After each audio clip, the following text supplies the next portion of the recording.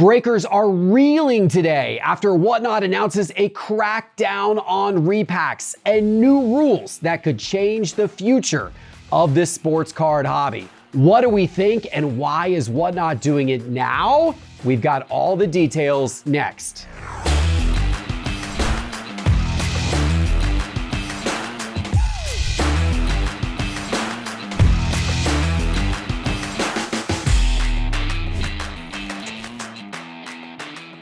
Hello, sports card investors, and welcome to another episode of Cards on the Table. And Teapot and Ryan, I gotta stand up. You know what? Okay. I feel like running around a little bit. High five. Okay. High five. Let's go, boys. This is my victory lap right here. It's a little bit obnoxious. I know they're saying I'm obnoxious out there, but I feel like we have earned this. I feel like we have earned this because we did our part to help institute a change in the hobby that I truly believe, and now people can start to see it, is going to make the hobby safer, more transparent, more honest, and more fair for people who participate in it.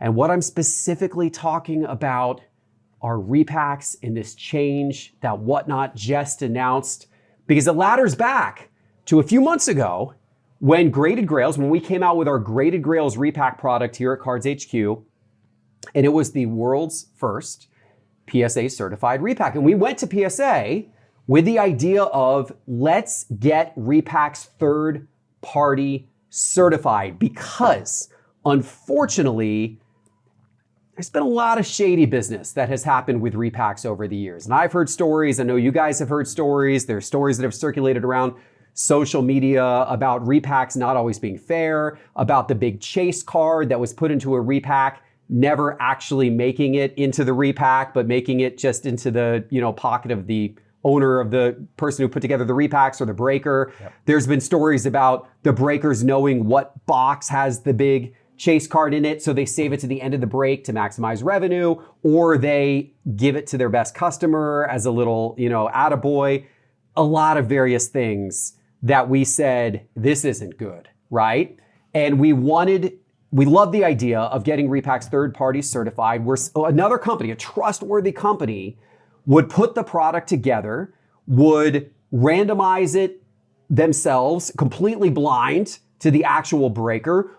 The checklist would be put out transparently. The whole thing would be fair, honest, transparent to all. The odds would be stated. We loved this concept. So we did it with Graded Grails. And yesterday, Whatnot announces that starting November 3rd, so we're talking 1 month from now, all repacks and mystery boxes and mystery bags and surprise bags and all those things on Whatnot's platform have to go through some type of audit and certification process like this. So PSA is one of the auditors and certifiers that they can use if they choose to use PSA, or they can use another third party, but it's got to go through an approval process, a review process.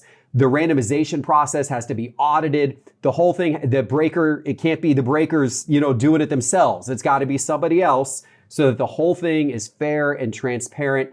And I think it is a great thing for the hobby overall. And look, Whatnot is a massive, massive business. And there's probably a lot of people out there going, I don't care about this because I don't buy repacks because, yada, yada. Well, let me tell you something.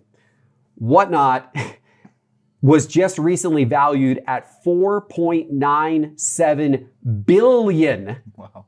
Billion with a B, $4.97 billion after raising their Series E funding in January of 2025. So there's a lot of people in the hobby that this is for, and that this type of new set of requirements is, in my opinion, going to help. Now, I think it's one step. I think it's a really good step. Maybe there's more steps that should take place to continue to make repacks more transparent, encourage responsible ripping. Yeah. I would love to see this continue to go further, but I think it's a big win today. But Teapot, what do you think about this policy change? And then an interesting question, why do you think Whatnot is doing it now? One of our friendly content creators, NeoCards and Comics, he speculated that maybe this was driven by maybe a legal action against Whatnot. he had pure speculation. He didn't have any evidence of it. Some are suggesting that could be the case. I like to think that it was just Whatnot wanting to make the hobby better for all, but I don't know. What do you think? I don't know if we'll ultimately know. I mean, legal action certainly is a pretty good way, whether real or potential, to spur change, to affect change and action. I don't know why they made it. I'm glad they've made this change. Like you said, this is a big deal. And unregulated repacks are dangerous. And in my opinion, unregulated, uncertified repacks are what have given all repacks a bad name. I think most of the disdain that people have toward repacks is sort of directed toward this conflation of unregulated and regulated repacks. And if you don't know what the chase cards are, if you don't know what the distribution percentages are, if you don't have, you literally go in blind, and somebody's, even maybe they're telling you, oh, you could hit this Jaden Daniels kaboom in here, but you have no confidence, no ability to know whether or not that card was ever actually part of the chase, which is what a lot of these random small peanuts repacks can be. It's really, really bad for the hobby overall. And that's the piece that toes the line. It doesn't toe the line, it goes squarely into scammery when there are scammy repacks. The other piece of it is when, people are making a conscious decision whether or not they want to take a chance and go after a big hit as part of their hobby budget, as part of their discretionary income budget. And that's the other piece of it. A lot of people, they don't like that it's random and there's all these pieces. I've always been a little bit confused about why people don't, they direct their energy and disdain and frustration toward repacks, but they don't have the same disdain for just opening boxes and opening packs. It's no different to me. In fact, the hit rates a lot of times are much stronger in a good repack than they are if you just want to open a box of Topps Chrome or something like that. At the end of the day, it needs to be within the bounds of your own hobby budget, your own discretionary income. And that's the piece that I've always encouraged. It's just be responsible with your funds and your finances. Don't get in over your head. And if you like to take a chance, which I think a lot of us do from time to time, then repacks can be a lot of fun. Just make sure you know what you're getting into, and that's what they're trying to help with. Yep, rip responsibly. Yes. The one difference I would say previously between buying a box of Topps Chrome and buying a repack is with Topps Chrome, or you at least hopefully know, that Topps has put all of the good content in the box that they were supposed to. That every player's got a Superfractor. That, the autos that are supposed to be in the box are in the box. So when you're buying something from Topps or a manufacturer, you have the belief that you're getting a fair product. That was not true with repacks prior to now, but now with this happening with Whatnot and the PSA certification, now you can have that belief that you are also getting a fair product the same way you could with buying like a Topps product. Ryan, when you heard this news yesterday, what did you think, and what do you think this means for the greater industry? Well, I think it's a huge win for Graded Grails. It proves our concept of what we were trying to do. I know when we first were taking polls of what people were, frustrated with repacks, it's exactly what we're talking about, just not knowing if the hits are there. So we talked about getting accounting firms involved. We talked about getting grading companies involved. And we did a great job with that. And we set a new industry standard. So I'm really proud of that.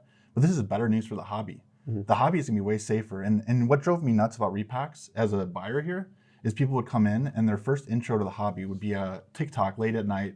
A breaker is breaking a repack. They buy their first one. They're scrolling on Whatnot. We're buying shoes on there. And then they're like, oh man, someone's ripping cards. That's cool. These cards come into the buying office. They have a sticker of all these repackers, and we're offering them $20 for these cards. They're worth, $25, $30. And they're like, oh man, I paid $300 for that pack. What the heck, man? Are you guys trying to rip me off? Yeah. So I think, the hugest thing, having the checklist out there, that's huge for every consumer. Whether you're educated or not, you can look at that, in the hobby. You can look at that checklist and see, is that something that I would be willing to risk? Am I willing to gamble or risk, with that lowest card on the checklist? Or do I want to chase that highest card? They have the option to look at that now. And then I think people get more value out of the cards that they're, buying and investing in. Yeah, I agree. Let's rip some repacks. We're talking about repacks. Let's rip some Arena Club. By the way, Arena Club, their repacks are transparent and their repacks are also audited. They had a third party come in and audit their code. So they're doing their thing digitally. Let's go first with Ryan's, if we can get Ryan's up here. What did you get here, Ryan? Oh, you got baseball. Gunnar Henderson. Let's go. That's Gunnar pretty auto? Sweet. 10-10. That's sweet. Rookie. Yeah, that is pretty sweet there. Topps Heritage, right? Yeah, that's one of the Real One autos from Topps Heritage. I love the Real One autos. Real One autos are great. All right, there you go. That was an Emerald Baseball slab pack from Marina Club. Very cool. Teapot, what did you rip? I did football. Let's Emerald see, football. Emerald football. Let's Emerald go. football. Let's go. Emerald football. Oh, baby. Wow. Okay. I'll take That's that. huge. I'll take that. A I'll take Jaden that. Daniels Those are numbered to green 75. Ooh, are they really that low? Numbered to 75, Jaden Yeah. Daniels green scope. Oh, that's pretty solid. Pretty Actually, big card. that's actually. sick. You That's always a get the good hits. I've been on a little bit of a get the heater good lately. hits Arena on it. Club's Okay. been good. They'll say it's rigged. They'll say it's I'm rigged. going for a diamond basketball. We got Okay. basketball season just around the corner. Topps just announced, they got all their basketball product coming. They got the license now. Show me some diamond basketball. All right, let's go. Oh, let's see. RJ Oh, Barrett, blank slate. blank slate. So there you go. Not the most love- exciting name anymore. Not RJ Barrett. anymore. He RJ hasn't Barrett. quite- That was, not the most exciting name, It's a blank slate. but it's a blank slate in PSA 10. Blank slate. Blank slate in PSA 10, which is tough. And so this one actually will appeal to people who are trying to build a complete blank slate set. My favorite which insert. My favorite. I bought one of those in the I know National you did. 2017. Yes, you did. This is 2019. Yes, you did. Now you gotta do that Now one. I got to build the 2019 set. All right, guys, if you want to get 20% off an Arena Club slab pack, your first purchase at arenaclub.com, 20% off with promo code SCI. Download the Arena Club app or go to arenaclub.com, promo code SCI for 20% off your first purchase. Guys, let's jump to our next story. This is a big one. Rick Probstein, everyone knows Probstein 123, the big consignment company that for years has been consigning, lots of people's cards on eBay for them. He is leaving eBay and launching his own competitive platform called Snype. Wow, this is pretty big news. Rick, by the way, Probstein123 had been with eBay for 21 years and had done nearly $1 billion worth of sales on eBay, but he is leaving the platform to launch Snype in November. Now, what he's promising for people that do their auctions through Snype, who can sign with him on Snype, essentially much lower fees. He's going to charge 5% commission for sales under $1,000, 3% for over $1,000 versus eBay, whose fees are 13.25%. So that's actually a pretty considerable difference. He also has a really neat shipping feature for sellers, where with eBay, you have to do all of your shipping to end customers on your own. With Snype, he handles all of that. So with Snype, you actually send him everything that you need fulfilled, and then he takes care of shipping it to all the end, customers for you. Some pretty cool stuff here, but of course, it is difficult to launch a new auction platform. You got to get both the sellers there and you got to get enough users there to actually be getting good results. What do you think, Teapot? Is this going to be successful? Will it gain enough traction? It's very interesting indeed, I would say. We saw an announcement a year ago, a little more, that Burbank was leaving eBay to go move all of their inventory to Fanatics Collect. And has that even happened? So our friend Patrick Ryan recently had on his Instagram story that Burbank was back on eBay with over 80,000 listings for sale on their eBay store. And I never noticed Burbank's store being completely shut down. I've looked every few months, I'll either stumble across a card that I like or I've just seen they're gone to sea. And I always saw cards listed on there and I was confused about it. Now I messaged Patrick and he said that he for sure saw that it was completely shut down. I never did. He said a few months ago it was gone and it's back. So why is that relevant? Because maybe the grass isn't always greener on the other side. I don't really know. Now, obviously, the big point of contention with eBay for most people is the fee structure, right? So you're going to pay 15% as a seller on most cards, unless you go through a third-party consignment company like Probstein or somebody else, where a lot of times they're able to mark the fee down as the cards get more expensive. I've always compared those fees to a marketing expense. You're getting access to the biggest audience possible for your cards, and you're going to pay for that cost, just like you would if you pay to advertise on Facebook or Meta or whatever. Overall, I think it's really interesting. It's going to be really interesting to see which cards perform well and which ones maybe don't on the platform. Typically, the more niche marketplaces that aren't eBay specialize in something, not even by their own intention, but just by virtue of an aspect, a segment of the hobby kind of coming over to their platform. A lot of the auction houses specialize in more high-end stuff. So we'll see. There may be some unique arbitrage opportunities for us, looking at that platform compared to others. What I think is going to be really key for Rick is customer service. Mm-hmm. Better have good customer service and a good first and second and 10th experience when people come, whether buyer or seller, because I do imagine a number of people will come to take a chance. And if you don't win them over with that first point of touch, not only are you going to lose them, but they're going to hit social media and be really cranky and angry about the situation. So the other thing I would question, I know people are going to ask about this, is what's Rick going to do to combat shill bidding? Because now that it's his own platform, everybody accuses every single consignment company of supporting and enabling shill bidding. And Rick has been vocal on his Instagram stories and other things about how it was the software itself, it was eBay's platform that was not enabling him to be able to shut down zero feedback buyers and all of these things. So are we going to have visibility to that? Will we be able to see how many feedback or how many bids and activities of? There's a lot of questions around it. I'll certainly be checking it out and seeing what it looks like.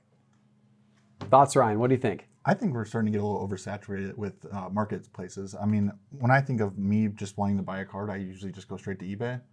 Sometimes venture out to Fanatics Collect, Golden, to look around. But man, they're gonna have to put an excellent, crazy marketing campaign around it. Like Teapot said, you're kind of paying for the marketing when you sell on eBay, because you definitely get the most eyes. I mean, some cards get hundreds of thousands of views depending on what it is. Yeah. So if they put the marketing campaign out there, if you're paying 3% fees or 5% fees, but you're getting 20% less for your cards, it's not really worth it. Right. So it really comes down to like usability of their app and their website. And I would love to know if they're going to back in the API to Market Movers so we can know what stuff we're selling for. We are already in conversation with them about that. Hopefully we will have that data for sure. I'd love to have it. It's it is a tough thing. I agree with you, Ryan. There's a lot of different marketplaces. You're right, Teapot, customer service is a big thing. It's just, as a buyer, it's difficult to cover all the different marketplaces. I am probably one of the more active searchers across marketplaces for things that I am looking for. I am routinely on Golden, Heritage, Pristine, Fanatics Collect, eBay, on down the line, routinely. I even check REA and hunt auctions because they pop up with like random Dream Team stuff that I really want. Yeah. And so I'm just constantly, and I still miss things. And there's still items that like somebody said, hey, was this you? And they sent me like a listing that sold yesterday. And I'm like, I didn't even see that was for sale. I would have bought that. Yeah, but it's now there's going to be snipe. Like, it is difficult, and you got to have the preponderance of eyeballs there in order, as you said, your point was right on. If stuff is selling for 20% less, then it doesn't matter that your fees are only 5%, right? Mm-hmm. So it's a good way to get buyers, though, if stuff's going for cheap. Well, that is true. Best of luck to Rick. I hope that he does well with it, but we'll certainly be monitoring it. Man, this next story, guys, a little, I don't know what to make of this. Logan Paul filing an injunction against Heritage Auctions, and a big high-profile thing here, right? So obviously Logan Paul, already high-profile himself, big influencer. He apparently was the winning bidder recently at Heritage Auctions when they sold a Michael Jordan signed section of the United Center floor. So the Chicago Bulls floor. And I mean, this is the center piece, right? Where it's got the big Bulls logo. It's a huge piece. It'd be an awesome, like, big display on your wall, and it's signed by Michael Jordan. He paid $562,555 for this. And part of what Heritage was promoting, that this was the court of the United Center from 1995 through 1998 when, oh, by the way, the Bulls won 3 championships with Jordan. So this is the championship court that Jordan won championships on. This is actually piece of the court where they won championships. So that's a pretty incredible draw. Yeah. However, after he got the winning bid and he won the auction, he then started to ask some questions about it. And now he is questioning he's questioning whether it's authentic or not. There are some oddities, like for example, PSA DNA says that the court was from like 2001 through 2006, or I guess maybe the autograph was dated to that time period. And so there's, and then Logan Paul claims that they went back and they looked at the actual Bulls logo that was in use on the court in 95, 96, or 96, 97, 98. And the logo doesn't match the logo that's on this, and some of the wood grains. They attempted to get it photo matched apparently, and the photo match companies would not photo match it because of differences in the wood grains, which apparently, I guess the seller or somebody said was due to it being refinished. But, if you can't conclusively photo match it, so I don't know, right? So where we are right now, Logan has filed an injunction and says that Heritage did not, that this is authenticity is everything, and that there's inconsistencies here, and he doesn't want to buy this thing. Heritage is saying that Logan Paul had inspection opportunities, and they stand by the authenticity of the item and said that it came directly from the Chicago Bulls. So you would think if that was the case that it would in fact be authentic. I don't know. Teapot, who do you think is in the right on this one? Well, I mean, you're telling me that like a game-used court of Carlos Boozer and Kirk Heinrich and Ben Gordon doesn't go for the same as a Michael Jordan game-used court? Obviously, it's not. They said to 06, so it's not from Joakim Noah's days. It would have been even more. I know. Would have been even more. Can you imagine a rookie debut Noah court? Yeah, I mean, huge. I have no idea who's right in this situation. It's a tough situation overall. If you pay big money for something, you expect it to be what it says it is. You expect that. Ultimately, it comes down to how long did he have to inspect it? Where does the actual legal transfer of ownership happen? And I think that's how the courts would rule it. I don't know. I'm not a lawyer or a judge. If somebody buys a card here at Cards HQ, Ryan, and it's a game used relic, and they're looking at it and it says it's from this player, and maybe it's even game dated, and they look at the card and they buy it and they leave and they go home for 2 weeks, and then they do a little more research and they're like, this player, Joakim Noah, never wore this green color when he played for the Bulls. This can't Can they just return it to you and go, I'm really unhappy with this card that PSA graded and the manufacturer certified? I mean, it would depend on a couple of things. But, Ryan's probably like, just to keep them happy, maybe, but no, not really. Yes, correct. Not really. That's the answer. The answer is really. no. Maybe to keep them happy, but the yeah. answer normally is Not no. five And here people you're are bringing talking their about a cards $500,000 plus item. What do you think, Ryan? Should he pay for this? Or should Heritage, take it back? Yeah, I don't know. I had this exciting opportunity this week where I purchased the Cunha's Game Use collection. Yes, you did. And I went to his house, and it was kind of a little bit of the Wild West. Thank God a lot of it had MLB holograms that got authenticated. But, Cunha knew every piece and why he used it and when he used it. And, we're getting it photo matched right now, and that's why I bring this up. I worked with a photo matching company here after the collection, here at Cards HQ, and the amount of details and photos they were taking, obviously, images are captured in like 4K now. Yeah, you can really zoom in. Yeah. He was showing me like just a dirt mark on the shoe, and you could see that. I don't know how they could see the wood grain from 95, 96, 97, 98. But if they can confidently say that it's not from that era, Logan definitely shouldn't be paying for this. Yeah. Photo matching is kind of considered the gold standard, right? When it comes to game match stuff, like if you're trying to buy game match stuff, you really do want photo matching. Like that's your best proof. And if you don't have photo matching, then it becomes a lot more problematic. You don't have prominence, and you don't have there's a lot of different things. With the logo being wrong, that's a telltale sign. I mean, I would think so, but Yeah. I mean, who knows all the details, or if the logo got swapped out at some point after those seasons. I mean, they could also refresh the logo, and so maybe maybe by the time they dug it up, they had changed out the logo. But who knows? It's crazy. I don't know. Yeah. All right, guys, one more story to talk about today. This was a big one. We've got a record sale for Cal Raleigh, the big dumper, his 2019 first Bowman Chrome Auto Superfractor 1 of 1. Just recently sold at Golden Auctions this last weekend for $80,520, which, first of all, is obviously his most expensive card of all time. Now, he did have his rookie 1 of 1, his Topps Chrome Auto Superfractor, sell recently for $63,400. That was another big sale for Cal Raleigh, but this one beats that, of course. Not only is this a big sale, the biggest sale ever for Cal Raleigh, but there's actually only been 3 Bowman Superfractors in the last year that have sold for more.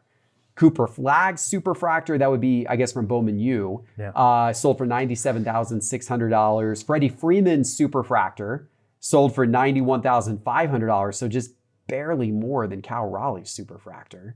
And Shohei Ohtani's 2024 Superfractor, so not a rookie, because obviously his rookie, Dodgers. But his first Dodgers sold for $88,600, slightly more than the Cal Raleigh card.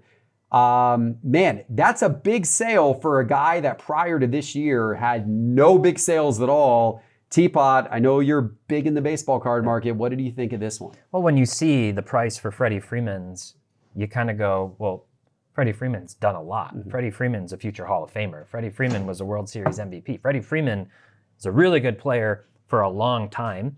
Cal Raleigh's on a fantastic track so far. Like, I'm really happy for him in this season, and I love that he put catchers on the map, so to speak. Like, it's kind of got, it's kind of putting a spotlight back on more catchers too. I think everybody's just sort of looking there. It's the hardest position in baseball to play, and it's sort of a forgotten position. So it's really exciting to see him hit that 60 home run mark and just do something massively that no catcher's ever done. He's 28 years old. Hopefully he still has a lot of baseball ahead of him, and maybe, who knows, has a chance to hit 500 home runs. The record is Mike Piazza with 399 for a catcher. And he would really only need to average like 21 a season for the next 7 years to catch up to that, point. So health, obviously a concern. You got to have the longevity. You got to have the consistency. We've seen a lot of guys have these like flash in the pan 40, 50 home run seasons and then not do it the next year. This is a really, really big sale. My hope is that this went to a deep-pocketed Mariners fan who's just really happy to have the most important, one of the best Cal Raleigh cards. And this could be part of their collection, and not that this was somebody like believing that this is a really good speculation to try to flip it again, next year. That would be, we've seen it happen. We saw it with Ellie's Superfractor. We've seen it with Shohei Ohtani. We've seen it with a lot of different players and different cards where somebody buys it and then they keep it and then they flip it again for more money. So ultimately we'll see. It's a really big sale. It was a really big season. I still think Judge is the MVP, but I guess we'll find out in a month or so about that too. All right, Ryan. So somebody offers you this Superfractor for $80,000. Are you a buyer, or are you staying the heck away from this thing? My intent would be to sell it here, so I would not buy it. I just think on the list that you mentioned, there's 2 Hall of Famers on the list with Freddie and Shohei, and then there's speculation plays with Cooper and Cal Raleigh. Now, he had an exciting home run derby. He had a super exciting year. Like T-Bot said, I hope this just went to a major collector of him.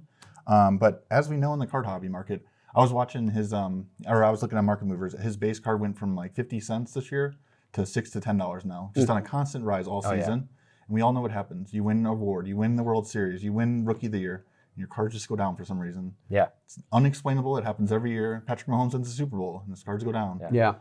So I think if this guy tried to sell it again after they possibly announce him as the MVP, he might take a bath. I mean, it's the best possible moment that whoever was holding that card previously could have sold it, right? Because they sell unless he wins World Series MVP. True. Yeah. Right at that moment, that's you'd have to time it. True. But this is really the best. Assuming moment. Seattle doesn't make a super deep run with him as the focal point. This was the moment, like right at the beginning of the playoffs, right when the hope and optimism is still high. He just accomplished the 60 home run mark. Yes. Great regular season. It just wrapped up. Like, now's the moment to sell. Now is the moment to sell. It's true. And it's sold. Yeah. What's really interesting about these types of situations, because you hit on a really important dynamic, is you're right. Like, if he win World Series MVP, he would go up. Like, Freeman went up last year, every World Series MVP. Seager went up a few years ago. But they come down really hard and fast. He would actually be better off, like, he could actually go up more if he starts next season on a similar trajectory for, like, the first month. It's going to, like, renew the flames. Like, he will come down. In November, his card prices will be down. And that might be if you believe in him next season. Not financial advice, that might be a good time to buy. Typically, that's the time to buy baseball players you speculate on. That's what could continue his trajectory. Otherwise, he's probably going to do this like a lot of players do. I remember my emotions in 2021. I was buying stuff like crazy, like an idiot, but then it went down. But, you're such at a high. You just won the World Series. Oh, yeah. You want to collect those players. You watch the whole playoff run. Yeah. It's fun. Yeah. It is fun. Absolutely. All right, guys. What do you think of the stories today? Let us know in the comments. And don't forget the 20% off those Arena Club slab packs, arenaclub.com, or download the Arena Club app. And then the promo code is SCI for 20% off your first Arena Club purchase. Thanks for watching. We'll see you soon with our next episode. Take care.